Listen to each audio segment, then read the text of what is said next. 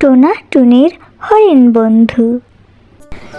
এক বনে বাস করত টোনা টুনি আর তাদের ছোট্ট ছানা। যদিও ছানাটি এখন আর ছোট নেই, বড় হয়ে গেছে। তো চলো দেখে আসি এখন তাদের কি অবস্থা। বলছি কি গিন্নি, আমাদের ছানাটা তো এখন পুরোপুরি ওরা শিখে গেছে।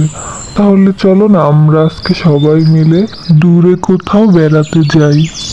আচ্ছা চলো, আমরা তাহলে নদীর ওপারের বনে যাই। সেই বনে আমার এক হরিণ বন্ধু থাকে, ওকেও দেখা হয়ে যাবে আর ঘোরাও হয়ে যাবে।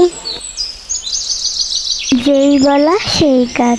তারা তিনজন মিলে নদীর ওপারের বনের উদ্দেশ্যে বেরিয়ে যায়।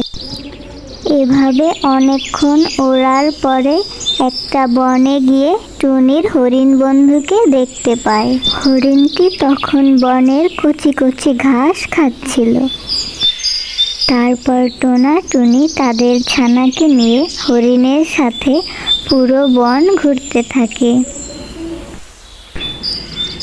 এক সময় তারা ক্লান্ত হয়ে পুকুরের পাড়ে বিশ্রাম নেয়।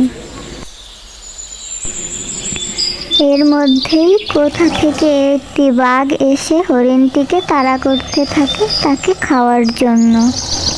এভাবে অনেকক্ষণ দৌড়ানোর পর হরিণটি একটি বুদ্ধি পাকালো।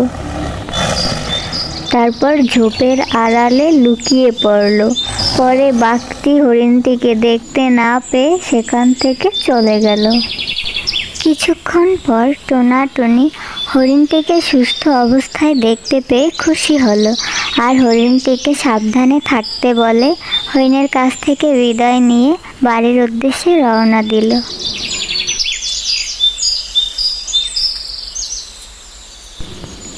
বাড়ি যেতে যেতে সন্ধ্যা হয়ে আসলো। দেখেছো গিন্নি, সব সময় মাথা ঠান্ডা রেখে বুদ্ধি খাটিয়ে কাজ করতে হয়। আজকে বুদ্ধির জোরেই হরিণটি বেঁচে গেল। হ্যাঁ গো, তুমি ঠিকই বলেছ। আমাদেরও উচিত সবসময় মাথা ঠান্ডা রেখে বুদ্ধি খাটিয়ে কাজ করা। Please subscribe to our channel.